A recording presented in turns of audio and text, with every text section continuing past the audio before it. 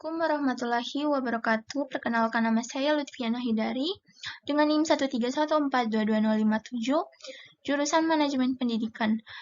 Saya akan mempresentasikan PowerPoint dengan judul materi motivasi dalam organisasi mata kuliah Psikologi Manajemen Pendidikan. Langsung saja kita masuk ke poin pertama, pengertian motivasi. Motivasi berasal dari kata mover yang berarti dorongan atau menggerakkan. Motivasi dalam manajemen hanya ditujukan pada sumber daya manusia, umumnya dan bawahan khususnya. Motivasi mempersoalkan bagaimana caranya mengarahkan daya dan potensi bawahan agar mau bekerja sama secara produktif, berhasil mencapai dan mewujudkan tujuan yang telah ditentukan. Motivasi adalah suatu keadaan dalam pribadi seseorang yang mendorong untuk melakukan suatu kegiatan guna mencapai keinginan atau tujuan.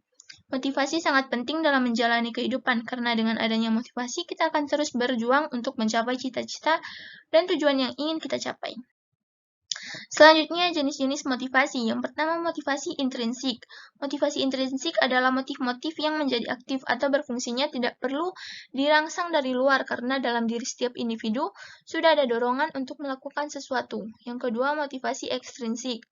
Motivasi ekstrinsik adalah motif-motif yang aktif dan berfungsinya karena adanya perangsang atau dorongan dari luar.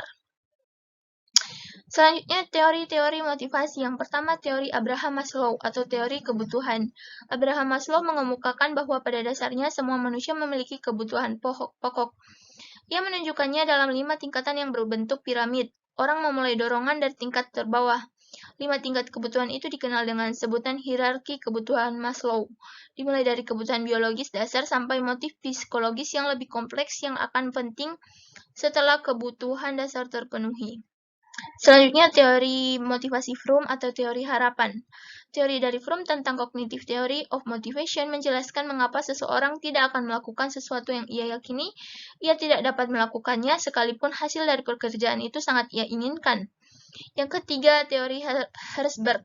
Menurut Herzberg, ada 2 jenis faktor yang mendorong seorang untuk berusaha mencapai kepuasan dan menjauhkan diri dari ketidakpuasan. 2 faktor ini disebutnya faktor higieni atau faktor ekstrinsik dan faktor motivator intrinsik. Selanjutnya, poin hierarki kebutuhan manusia. Teori hierarki kebutuhan Maslow memuat mengenai tingkatan kebutuhan yang harus dipenuhi oleh setiap individu. Individu yang dimaksud pada teori ini adalah manusia. Dalam teori ini memuat 5 tingkatan kebutuhan yang harus terpenuhi di masing-masing tingkatannya. Yang pertama, kebutuhan fisiologis.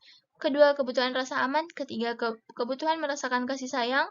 Keempat, kebutuhan mendapatkan pencapaian. Dan kelima, kebutuhan mengaktualisasikan diri. Hierarki kebutuhan ini dibentuk dalam bentuk segitiga, dan bagian dasarnya memiliki cakupan aspek yang lebih luas dibanding bagian kerucutnya. Baik, itulah presentasi atau pemaparan singkat materi motivasi pendidikan dari saya. Lebih kurangnya saya mohon maaf. Wabillahi taufiq wal hidayah. Wassalamualaikum warahmatullahi wabarakatuh. Sekian dan terima kasih.